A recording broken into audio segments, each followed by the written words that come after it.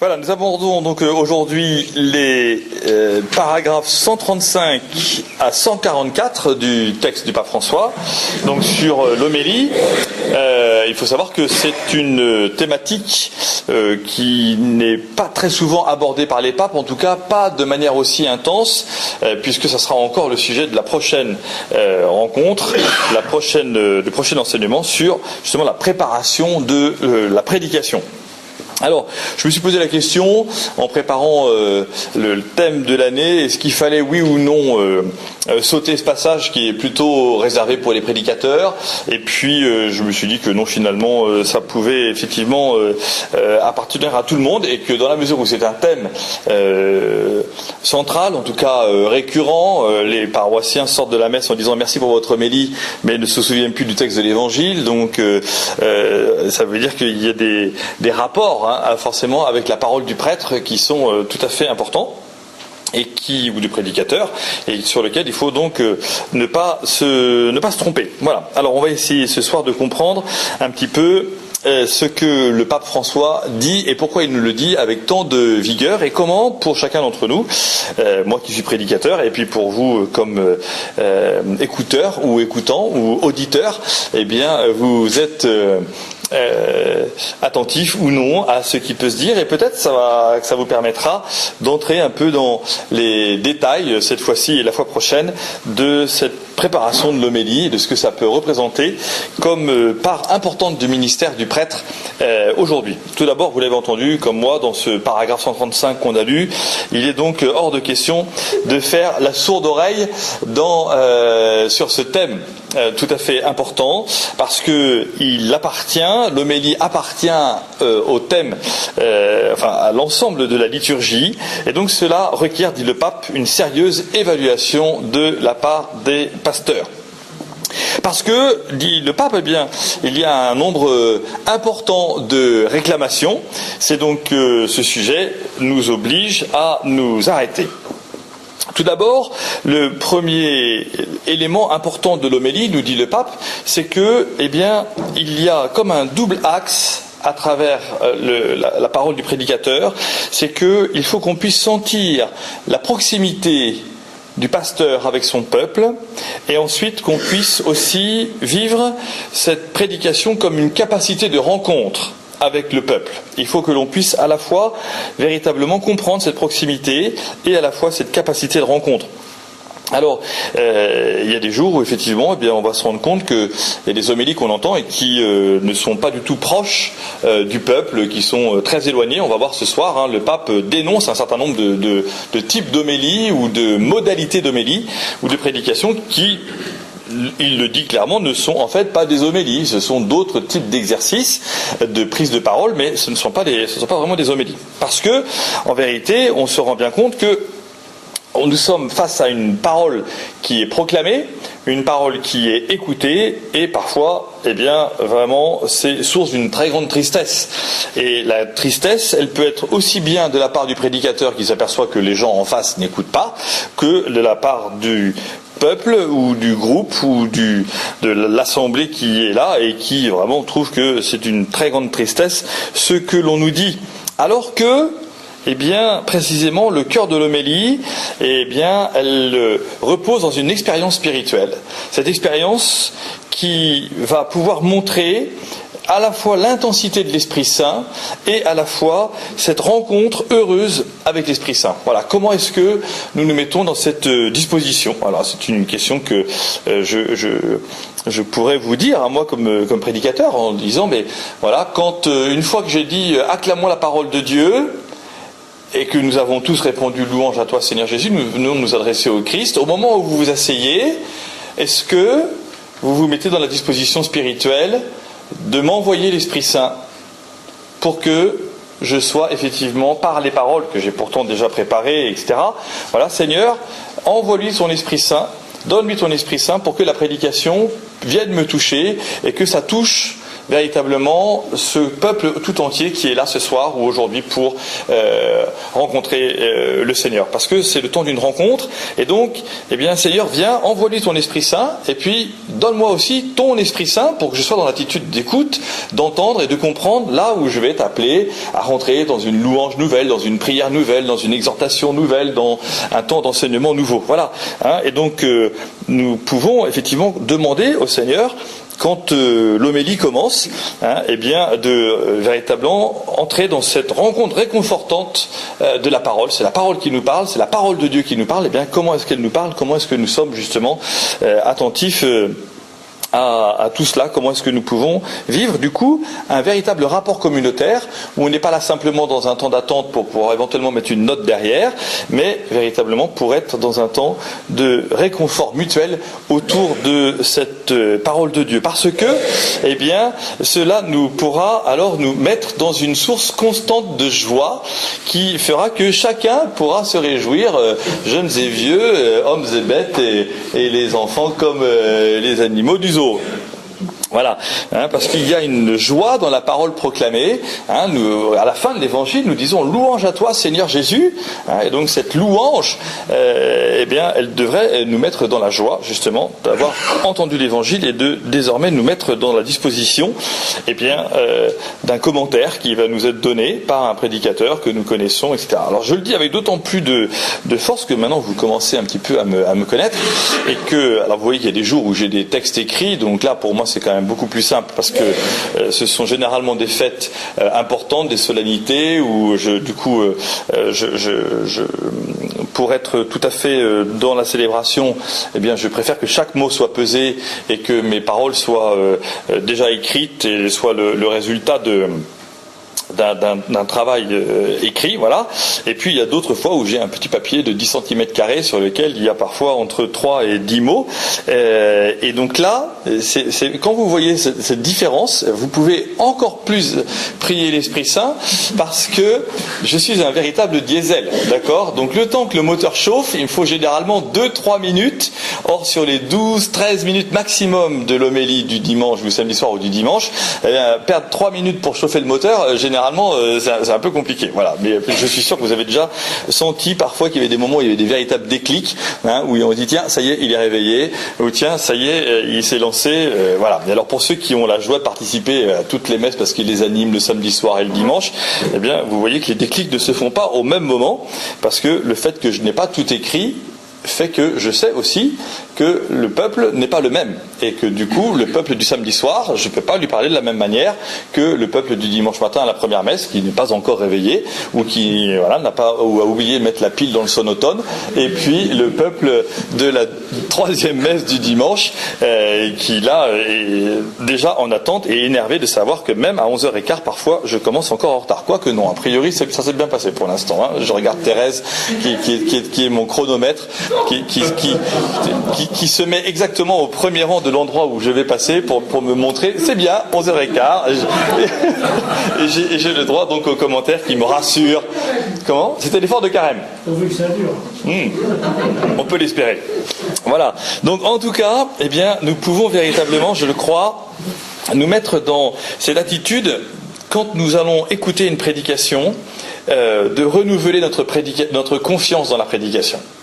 Et de demander au Seigneur que nous soyons renouvelés, même si cela fait des années qu'on écoute le même prêtre, etc., qu'à chaque prédication, eh bien, nous entendions que c'est Dieu qui vient rejoindre son peuple, c'est Dieu qui vient rejoindre les autres à travers le prédicateur, et que dans cette mission qui a été demandée au prédicateur, eh bien, nous sommes véritablement ensemble face à un déploiement de la puissance divine à travers la parole humaine. Et c'est cela tout l'enjeu extrêmement délicat, justement, que ce ne soit pas simplement une parole idéologique ou une parole qui puisse être simplement les idées personnelles du prédicateur, mais qu'à travers sa parole humaine à lui, et ce soit la puissance divine que l'on puisse voir se déployer. Pourquoi cela? Parce que, nous prenons toujours appui sur Jésus. Et Jésus a parlé. Et lorsque Jésus a parlé, eh bien, nous nous sommes rendus compte que, et les évangélistes nous le disent avec tant de force, eh bien, il a conquis les cœurs. Et dans sa prédication, Jésus, en permanence, on nous dit que les gens venaient l'écouter de partout. Et alors, de partout, ça n'est pas simplement que géographique, mais c'est aussi de partout des éléments de leur vie. Celui qui était malade, celui qui était en forme, celui qui venait prier, celui qui venait louer, celui qui avait besoin d'un réconfort, bref, de partout. Et c'est un des grands enjeux du prédicateur, c'est que justement, quand il parle, eh bien, il sait que les gens viennent de partout. Et certains viennent sans attente, d'autres avec de grandes attentes, d'autres avec un mot particulier. Et toute la question, c'est de dire, est-ce que nous allons effectivement pouvoir conquérir les cœurs? Comment allons-nous pouvoir rejoindre tous ceux qui sont là devant nous? Alors c'est vraiment exigeant parce que notre patron, vraiment Jésus, eh bien, comme les gens venaient de l'écouter de partout, on nous dit sans cesse que les gens étaient émerveillés par sa parole, on nous dit aussi que les gens, d'une certaine manière, buvaient ses paroles. Et puis, on reconnaissait aussi que les paroles de Jésus étaient des paroles d'autorité et qui, du coup, rendaient son enseignement, mais sa vie aussi entière, eh bien, supérieure à celle des scribes et des pharisiens qui étaient justement comparés en permanence dans l'Évangile avec la parole de Jésus. Ce que nous découvrons aussi au cœur du ministère de la prédication, c'est que c'est un ministère apostolique.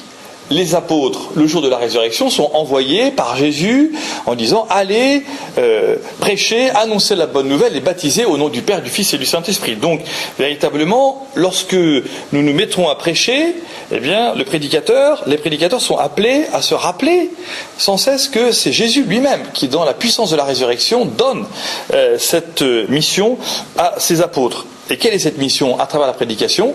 Eh bien, c'est d'intégrer des peuples dans l'Église, d'intégrer des peuples tout entiers, voilà, on n'a peur de rien, d'intégrer le monde tout entier, aller dans le monde entier, dit Jésus, et donc intégrer-les dans le mystère du salut pour lequel je viens de donner ma vie et pour lequel Dieu m'a ressuscité d'entre les morts.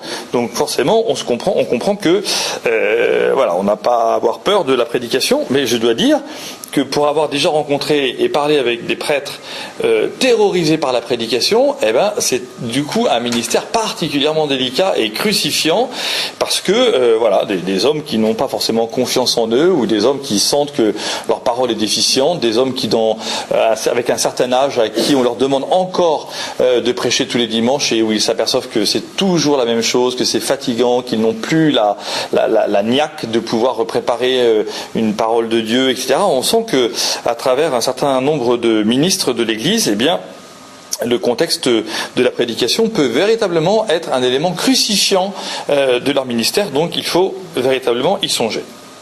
Alors, le pape nous dit, à partir du numéro 137, que eh bien, l'homélie, elle s'inscrit dans un contexte liturgique. C'est donc un exercice tout à fait particulier, limité dans le temps, on va y revenir, et qui doit permettre à chacun de se retrouver. Et pour que chacun puisse se retrouver, il y a des exercices qui ne sont pas des exercices d'homélie. Donc par exemple, en premier lieu, le pape dit « l'homélie n'est pas une méditation ». La méditation, c'est comme une prédication d'une retraite, par exemple, pour donner des éléments de prière personnelle après. Non, ça n'est pas cela. L'homélie n'est pas non plus, dit le pape, la rencontre du catéchisme des gamins de 10h, entre 10h et 11h. L'homélie, qu'est-ce qu'elle est? Elle est véritablement un dialogue. Alors je vous ai mis 3 images ici. Un dialogue de Dieu avec son peuple. Voilà. Donc est-ce que le prédicateur se met dans cette disposition de permettre que Dieu puisse parler avec son peuple? Elle est, deuxièmement, le temps de la proclamation des merveilles du salut. Voilà. Est-ce que, lorsque j'entends l'homélie, je me réjouis de ce que Dieu fait dans le cœur des hommes et de ce que Dieu a fait? Et puis, elle est aussi, du coup, une proposition des exigences de l'alliance. C'est pour ça que je vous ai mis un petit diable avec l'ange, là. Hein, qu'est-ce que nous écoutons? Voilà. Eh bien, les exigences de l'alliance, c'est véritablement ce temps où nous devons pouvoir entendre dans la prédication, eh bien, que Dieu nous dit, voilà, j'ai fait alliance avec toi, et toi, comment réponds-tu à cette alliance? Alors toi, c'est toi le prédicateur, toi le peuple, et toi, chacun des baptisés, qui est appelé à répondre, du coup, à ces propositions, pour pouvoir renforcer l'alliance avec nous de dimanche en dimanche, ou de prédication en prédication. Le contexte particulier, nous rappelle le pape, c'est le contexte eucharistique. C'est donc, dit le pape, que c'est absolument supérieur à toute catéchèse. Et que, eh bien, ce contexte eucharistique, il fait que la prédication du prêtre doit nous préparer à la communion sacramentelle. C'est-à-dire que quand on entend le prêtre qui nous prêche, quand on entend une prédication, nous devons déjà nous préparer à communier, parce que nous allons communier à la parole de Dieu, nous allons entendre une parole qui va nous nourrir.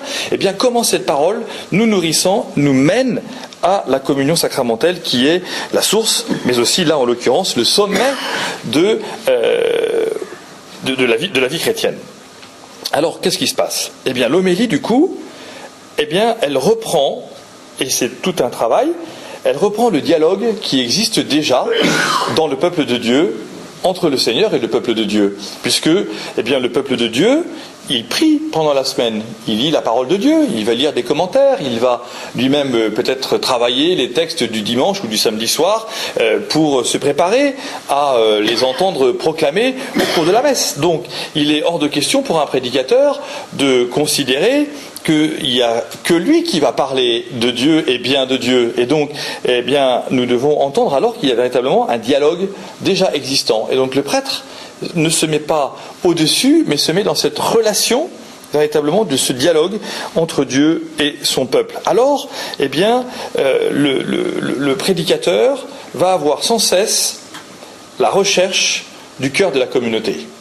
Il doit en permanence, dans sa prédication, rechercher le cœur de la communauté. Parce que c'est dans ce cœur de la communauté que l'on va pouvoir découvrir le désir de Dieu et que chacun vient avec son propre désir. Il y a des désirs qui sont parfois ardents, il y a des désirs qui sont véritablement vivants, et puis parfois, eh bien, on se rend compte qu'il y a des homélies qui vont étouffer le désir de Dieu, qui vont même ne pas encourager le désir de Dieu, qui vont même ne pas porter de fruits. Et ça, c'est extrêmement douloureux, mais c'est du coup un appel pour le prédicateur à renouveler sa manière de prêcher, à renouveler son rapport à la parole de Dieu, à renouveler en permanence son propre désir de Dieu pour rejoindre alors le désir de tous ceux qui sont venus à la messe en l'occurrence, puisqu'on est ici dans un contexte eucharistique. Voilà, donc ça c'est tout à fait essentiel de pouvoir se dire, tiens, comment est-ce que mon désir, quand je suis venu à la messe aujourd'hui, j'ai entendu une prédication, eh bien, est-ce que mon désir de Dieu a été renforcé, encouragé, fortifié, consolé, guéri peut-être, pour pouvoir avancer dans ma vie spirituelle. Alors avançons, parce que là aussi, le pape, vous le savez, il est quand même tout à fait clair. Donc quand il a besoin de dire les choses, il dit les choses. Numéro 138, il nous dit d'abord deux choses importantes. L'homélie n'est pas un spectacle. D'accord ? Ça n'est pas le temps d'une représentation de quelque chose qui pourrait simplement marquer les gens. Deuxième élément, l'homélie n'est pas inscrite dans la même logique médiatique que ce que nous voyons en permanence à la télévision ou par les médias, à la radio, etc. Donc nous sommes ici dans autre chose. Et dans quoi sommes-nous ? Eh bien nous sommes dans un temps de ferveur. Donc l'homélie est appelée à cette ferveur, elle est appelée à renforcer la ferveur du peuple, et puis elle est appelée aussi à toujours s'inscrire dans le sens de la célébration. Donc elle n'est pas une rupture, c'est pas l'espèce d'entracte en disant tiens on a entendu la parole de Dieu, tout est très très codifié, et avant d'arriver au credo et à l'offertoire, on va avoir une espèce de spectacle, break, au bout de 30 minutes ou 17 minutes pour dire on sait que les gens n'en peuvent plus, donc on va avoir une parole libre. Non, voilà, on entre vraiment dans un sens de la célébration. Alors, pour que l'on puisse être véritablement dans le sens de cette ferveur et dans la dynamique de la célébration, eh bien, l'homélie, dit le pape, ça doit encore être marqué par trois choses. D'abord, sa brièveté. Le pape dit clairement, 1 heure de prédication fait perdre le sens de la célébration. Je connais des prêtres qui prêchent 1 heure. D'accord ? Et à qui on dit mon père c'est trop long, et qui dit si vous n'êtes pas content vous irez voir ailleurs. Et quand on lui dit ça n'est pas une homélie, c'est une conférence, eh bien ils ne sont pas contents. D'accord ? Voilà. Parce que, et dans ces cas-là, le pape dit si la prédication est trop longue, eh bien c'est la parole du prédicateur qui devient plus importante que la parole de Dieu, et là ça n'est pas juste. Donc, l'homélie doit être brève, elle doit être concise. Ensuite, le style en lui-même de l'homélie ne doit pas être une conférence, et ne doit pas être non plus un cours. Donc, vous voyez, les normes sont quand même sacrément marquées. Alors, vous verrez le 7 mai, en revenant la prochaine fois le 7 mai, qu'on en prend encore plein la tête, nous, les prêtres et les prédicateurs, parce que il va même, le pape, nous donner jusqu'à une manière de préparer nos homélies. Donc, voilà. Soyez gentils avant le 7 mai. Très bien. Donc, parce que si une homélie est trop longue, nous dit le pape, eh bien, on sort du cadre de la liturgie, et cela devient nuisant. Nuisant pour l'harmonie des parties et nuisant pour l'harmonie du rythme. Il y a des parties, il y a des rythmes. Ces rythmes ont été donnés comme une véritable dynamique, et donc c'est tout cela qui doit être pouvoir sans cesse remis en valeur. Pourquoi ? Eh bien parce que, véritablement, l'homélie doit être comme une offrande au Père, comme, dit le pape, une médiation de la grâce répandue par le Christ dans la célébration. Donc comment est-ce que le temps de l'homélie est pour moi un temps, lui aussi, comme le temps de la parole de Dieu, comme le temps de la demande de pardon, comme le temps de l'offertoire, comme le temps de la prière universelle, de la prière eucharistique, eh bien un temps de médiation de la grâce. Voyez ? Alors ça, forcément, c'est délicat, parce que la médiation de la grâce, elle passe par nous, et donc le prédicateur. Alors toutes les autres choses sont codifiées et extrêmement réglées, sauf que, eh bien, cette médiation de la grâce, là, elle passe, eh bien, par celui qui doit du coup être orienté avec le peuple tout entier dans une communion avec le Christ qui va transformer la vie. Le pape termine ce numéro 138 en disant « Le Seigneur doit briller plus que le ministre ». Merci, très Saint-Père. Alors comment est-ce qu'on va faire ? Eh bien, on avance un petit peu. Eh bien, le pape nous dit qu'en vérité, il faudrait pouvoir entendre une prédication comme la conversation d'une mère avec son enfant.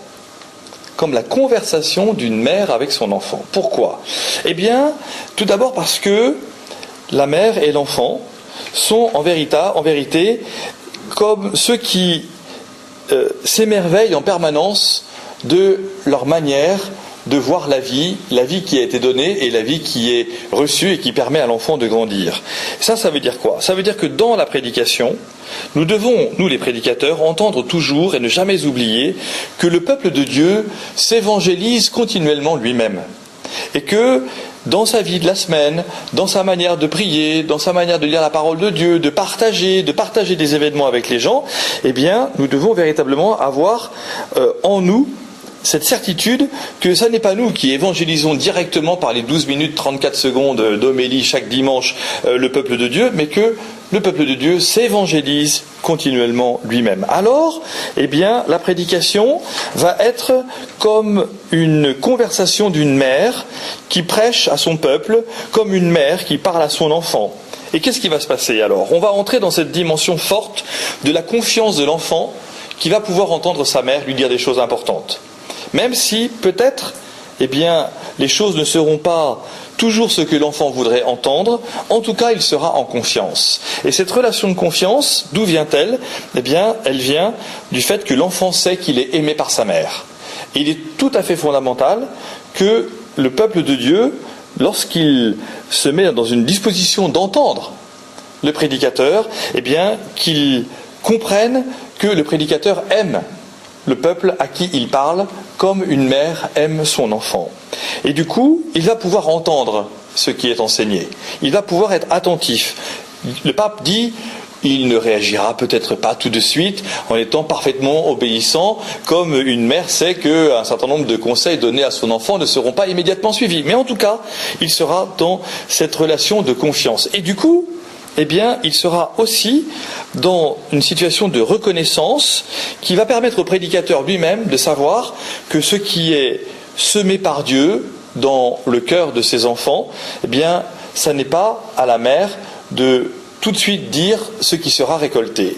Alors, il y a des choses qui sont semées, et du coup, l'enfant est en confiance, et la mère est dans une situation de reconnaissance parce que cela dépasse complètement ce que, eh bien, nous pouvons dire. Et il y a des choses d'ailleurs que les gens entendent et qu'on n'a jamais dites, mais qui nous disent ouais, ça c'est une parole qui m'a beaucoup touché mon père. Ouais, mais ça c'est pas moi qui l'ai dit, hein, ça c'est sûr. Voilà, parce que en fait, dans la tête des gens, ça a déjà travaillé, dans leur cœur, ça a déjà travaillé, et du coup, ça a été entendu comme une parole qu'ils ont été capables et que vous avez déjà ressenti, et moi aussi d'ailleurs, eh bien, de pouvoir assumer pleinement au cœur de leur existence. Alors du coup, eh bien, la prédication va pouvoir développer au cœur du peuple de Dieu un esprit de famille. Parce que cet esprit de famille, qu'est-ce qu'il va permettre?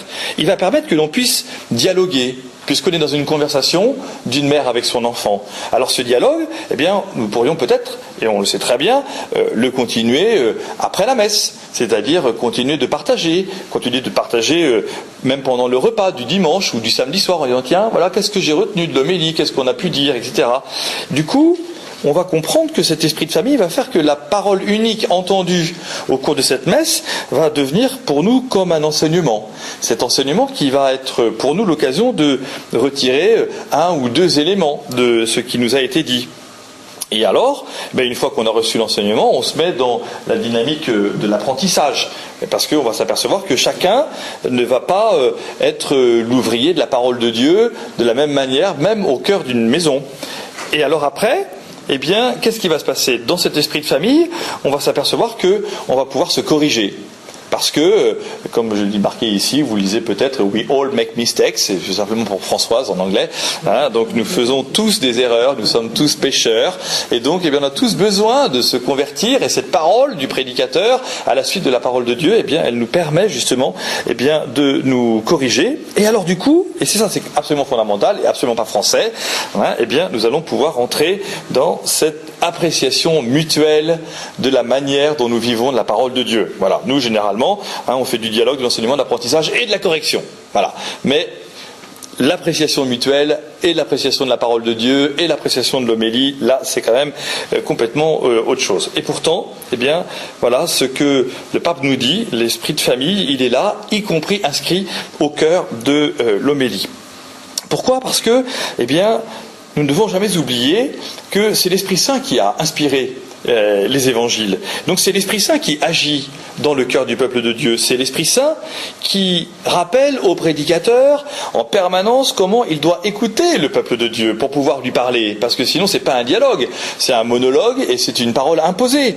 Et du coup, l'Esprit Saint rappelle sans cesse comment on doit prêcher à chaque Eucharistie. Aucun prédicateur ne pourrait commencer son homélie ou la messe du dimanche en disant c'est bon, moi je sais prêcher et ça va marcher. Voilà, nous devons être en permanence dans cette prière à l'Esprit Saint qui nous permet véritablement de prêcher. Je dois le dire, enfin en tout cas pour moi, il y a quelques années, lorsque j'étais à Rome, on avait eu la joie au séminaire français de Rome de recevoir le père Raniero Cantalamessa, qui est donc le prédicateur de la maison pontificale depuis au moins Jean-Paul II, qui est ce capucin qui était en photo sur la première photo que je vous ai montrée, et il était venu nous parler aux jeunes prêtres. Alors à l'époque on ne prêchait pas du tout, nous on était prêtres étudiants donc on prêchait jamais, et il avait dit une chose qui moi m'a marqué, il a dit ne commencez jamais une homélie sans avoir prié le Veni Creator. Ne commencez jamais la préparation d'une homélie sans avoir prié le Veni Creator. Voilà. Et donc, eh ben, depuis 17 ans que je prêche, eh bien, à chaque fois que je me mets à ma table de travail pour préparer une homélie, je sais que si je commence à lire le texte de la parole de Dieu avant d'avoir prié le Veni Creator, ça va être foireux. J'essaye, J'essaye. Je dis tiens allez, c'est bon, voilà, maintenant je connais la parole de Dieu, je vais pouvoir préparer une petite homélie sympa, rien que par mes propres forces. Vous pouvez être sûr que ça foire, mais incroyablement, à chaque fois, ça ne marche jamais. Jamais, voilà. Tout comme il est très rare que j'accepte entre la première et la deuxième messe de prendre des gens dans ma voiture ou bien d'avoir accepté de monter dans la voiture de personne pour passer de la première messe à la deuxième messe le dimanche matin. Jamais. Je suis tout seul, sans musique, sans rien, vitre fermée pour reprier le Veni Creator entre la première et la deuxième messe, parce que ça ne sera pas la même homélie, ça ne sera pas la même prédication, c'est pas le même peuple, et qu'il me faut absolument pouvoir tenir cela dans la vie spirituelle pour que ce temps du dimanche soit véritablement pour chacun ce qu'ils attendent. Voilà, donc pour moi c'est quelque chose de tout à fait fort, enfin j'entends avec puissance quand le pape dit, voilà, pourquoi l'Esprit Saint inspire et doit inspirer à chaque Eucharistie le prédicateur. Parce que nous sommes véritablement dans cette source d'eau vive pour savoir quoi dire et savoir comment le dire. Eh bien, alors du coup, le pape nous dit, là je vous ai mis un peu d'hébreu, que du coup, nous nous mettons alors tous ensemble dans cette dynamique du cœur qui écoute. Et ce cœur qui écoute, eh bien, cela veut dire que nous allons pouvoir entendre une prédication dans notre langue maternelle. Vous voyez comme le mot est important, la langue maternelle. Nous sommes véritablement appelés à entendre une prédication qui parle comme notre mère.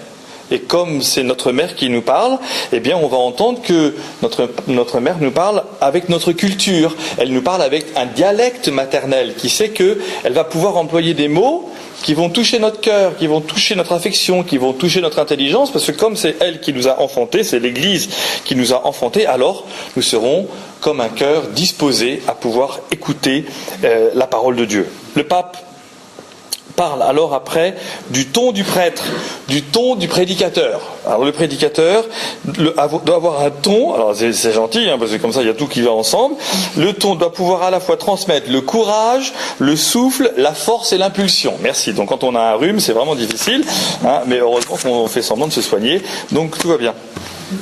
Alors, pourquoi ? Eh bien, nous dit le pape, parce que, eh bien, nous allons pouvoir alors, grâce à ces prédications, développer le dialogue du Seigneur avec son peuple. Donc, chaque prédication doit permettre cela. Pourquoi ? Eh bien, parce que nous avons, et là il reprend un petit peu ce qu'il a dit dans le numéro 135. Il dit, on va pouvoir retrouver la proximité du Seigneur avec son peuple. Et donc, il faut qu'on puisse entendre cette proximité du cœur des prédicateurs. Il va falloir entendre aussi la chaleur du ton de sa voix. Voilà. Est-ce qu'on entend la chaleur du ton de sa voix ? Ensuite, donc ça c'est pour le tournesol, enfin la fleur là, pour la chaleur. Bon, très bien. Puis alors après, il faut pouvoir entendre aussi la douceur du style de ses phrases. Bon, voilà. Très bien. Moi je me souviens déjà en famille, quand j'avais une dizaine d'années, mes parents sortirent d'une homélie à cause d'un ton méchant qui était entendu pour une prédication. Et mes parents décidant que nous n'avions pas, nous, à entendre le ton méchant de la prédication du prêtre. Et donc, nous faisons sortir de la messe. Voilà. Ça calmait, hein. Voilà. Et puis du coup, eh bien, l'autre élément, dit le pape, eh bien, c'est que à l'intérieur de la prédication, il faut aussi qu'on puisse trouver la joie des gestes. Et donc, quels sont les gestes que le prêtre va utiliser pendant la prédication pour montrer la joie qu'il a de pouvoir, eh bien, transmettre cette parole de Dieu. Alors le pape, quand même, qui est un vrai pasteur, dit « Cela n'empêchera pas certaines homélies d'être ennuyeuses. Cependant, si tout est là, de ce que je viens de dire avant, alors il y aura de la fécondité. Parce que même les conseils ennuyeux d'une maman portent du fruit. Et du coup, même quand une maman ennuie son enfant en lui donnant des conseils importants, on sait que puisque ça vient de sa mère, l'enfant un jour les entendra, les écoutera, les fera raisonner, les transmettra, et ça n'est pas à nous encore une fois de décider, nous les mères, comment eh bien nous allons permettre que la parole puisse porter le fruit comme elle veut porter le fruit. Voilà. Alors du coup, eh bien, le pape va un peu plus en profondeur maintenant dans le numéro 141. Il dit que nous devons sans cesse, pour pouvoir prêcher, regarder Jésus. Parce que en regardant Jésus, nous découvrons que Jésus dialogue avec son peuple pour révéler son mystère du salut à tous et que tout le monde puisse les entendre, à commencer par les gens simples. Bien que parfois, dit le pape, il puisse y avoir, et c'est nécessaire, des enseignements exigeants et élevés. Eh bien, le secret de Jésus, nous dit le pape, c'est son regard. Parce que le regard de Jésus sur le peuple, c'est un regard qui va au-delà des faiblesses et des chutes du peuple. Sois sans crainte, petit troupeau, dit Jésus, car votre Père s'est complu à vous donner le royaume. Alors, puisque Dieu a décidé de donner ce royaume, eh bien, Jésus va au-delà. Il connaît sa mission, il va au-delà des faiblesses et des chutes de ce peuple. Et du coup, alors, eh bien, le cœur de Jésus et le regard de Jésus est toujours un regard plein de joie et toujours un regard de bénédiction. Je te bénis, Père, d'avoir caché ce mystère aux sages et aux savants et de l'avoir révélé aux tout petits. Voilà. Alors, eh bien, le pape nous dit que le prédicateur doit faire sentir ce plaisir du Seigneur à nous regarder et à nous permettre ainsi de recevoir le salut qu'il veut nous donner. Alors du coup, forcément, eh bien, cela veut dire que, comme le montre cette belle image, la prédication ne peut pas être abstraite. et que nous sommes véritablement dans un temps de la communication d'une vérité, et que cette vérité, eh bien, elle doit pouvoir se dire, elle doit nous permettre de développer en nous le goût de parler, elle doit nous permettre d'entendre qu'on communique sur un bien concret, parce qu'on communique entre des gens qui s'aiment. Et puisque nous nous aimons, alors, eh bien, il n'y a pas d'abstraction. Et puisque nous nous aimons, alors c'est extrêmement concret. Et nous connaissons nos vies, et nous connaissons nos chutes, et nos faiblesses, et nos joies, et nos désirs. Et du coup, on comprend que, eh bien, la vérité va accompagner en permanence la beauté et le bien. Le pape nous dit que lorsqu'on entend une prédication moraliste, quand on entend une prédication endoctrinante, lorsque l'on entend un cours d'exégèse, eh bien, on réduit la communication des cœurs. C'est fort quand même, voyez. Donc ça veut dire que dans ce que nous entendons, dans la manière dont nous prêchons, eh bien, parfois, il nous arrive de réduire la communication des cœurs.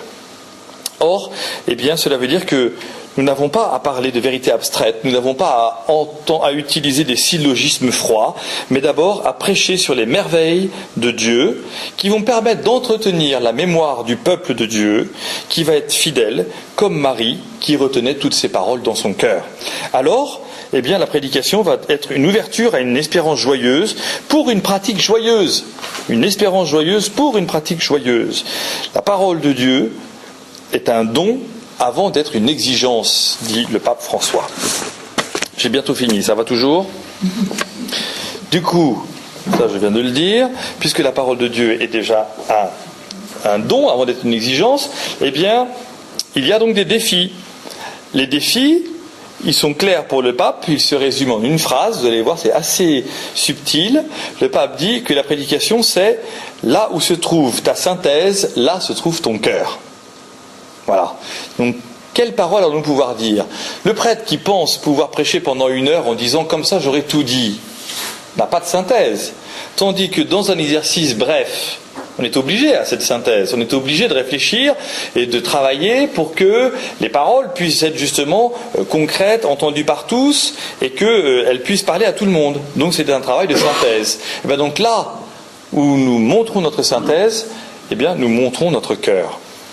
Parce que cela va permettre de sortir de l'ennui du cœur, cela va permettre de faire la différence entre l'ennui et l'ardeur. Vous avez des prédications qui vous ennuient directement et d'autres qui vous mettent une véritable ardeur dans votre cœur. Alors, le pape reconnaît que là, c'est une belle et difficile mission des prédicateurs, parce que sa mission, comme prédicateur, c'est d'unir les cœurs de ceux qui s'aiment, c'est-à-dire d'unir les cœurs du Seigneur et le cœur du Seigneur et les cœurs du peuple. Alors, eh bien, l'homélie, véritablement, c'est un dialogue pour la charité, un dialogue pour l'alliance, parce que dans ce dialogue, c'est extrêmement complexe à bien le tenir, c'est à la fois un temps de silence pour le peuple et un temps d'écoute pour le peuple. Or, eh bien, du coup, trouver chacune de ces réalités ensemble, ça n'est pas forcément toujours très facile. Alors, eh bien, qu'est-ce qu'on comprend ? On comprend que le prédicateur, eh bien, il nous est donné comme un instrument.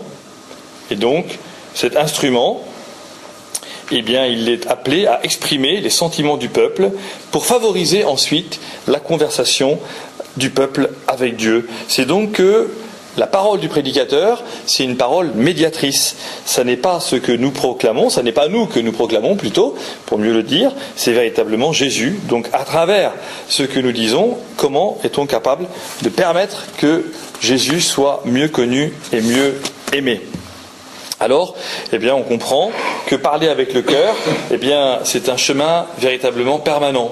Ce chemin permanent, ça veut dire que nous devons l'entretenir, ce chemin, que nous devons ne pas oublier que ça n'est pas à nous de dire ce que nous n'avons pas envie de dire, c'est-à-dire que nous avons comme prédicateurs l'obligation de révéler l'intégrité de la révélation et l'intégralité de la révélation, et que, à travers ce chemin parcouru, eh bien, ce n'est pas nous qui décidons de ce qui va être important à dire ou non, mais ça va être véritablement à tous de pouvoir entendre que la parole, elle parcourt un chemin dans chacun de nos cœurs, que la parole, elle parcourt un chemin au cœur de l'Église, que la parole, elle parcourt un chemin au cœur d'un peuple fidèle.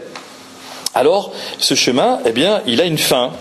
Et c'est toute la question, justement, de la prédication, c'est de permettre que dans chaque prédication, on puisse comprendre la grâce dans laquelle nous avons été plongés d'être baptisés, et que, à partir du moment où nous avons été baptisés, eh bien, nous avons un chemin qui mène à la gloire de Dieu. Eh bien, la prédication, elle a cette mission difficile de permettre de comprendre qu'il y a une étreinte de Dieu dans sa miséricorde le jour de notre baptême, et que cette miséricorde, ce sera véritablement les bras grands ouverts du Père qui nous attend dans la gloire. Je vous remercie.